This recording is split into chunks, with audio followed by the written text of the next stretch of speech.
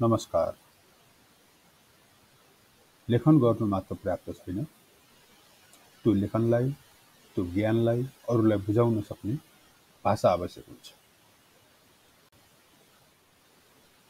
आजको प्रस्तुति तपाईको लेखनलाई शक्ति दिने एउटा यात्रा।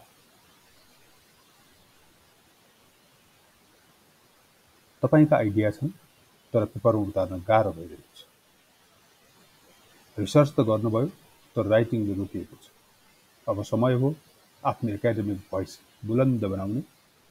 एकाडेमिक राइटिङ तपाईको आइडेन्टिटी हो, तपाईको कन्ट्रिब्युसन। संसारकै उत्कृष्ट रिसर्चर्सले पनि लेखन बिना आफ्नो काम विश्वमा पुर्याउन सक्दैन। एकाडेमिक राइटिङ तपाईको सोचलाई धारिलो बनाउँछ, आर्गुमेन्टलाई स्पष्ट बनाउँछ र तपाईको कामलाई विश्वसनीयता दिन्छ। कल्पना गर्नुहोस्,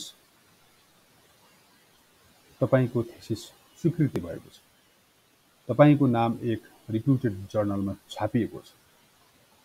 त्यो सपना आजै सुरु भएको राम्रो लेखन अभ्यासबाट मात्र सम्भव छ। अब प्रश्न उठ्छ, कसरी? Don't worry, I am here to help you. Thesis, तर्क, प्रवाह र स्रोतहरू सबै स्टेप बाई स्टेप सिक्न सकिन्छ। Letter writing speak your research.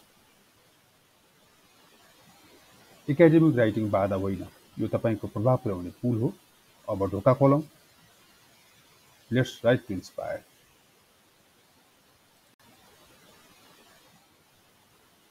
Thank you.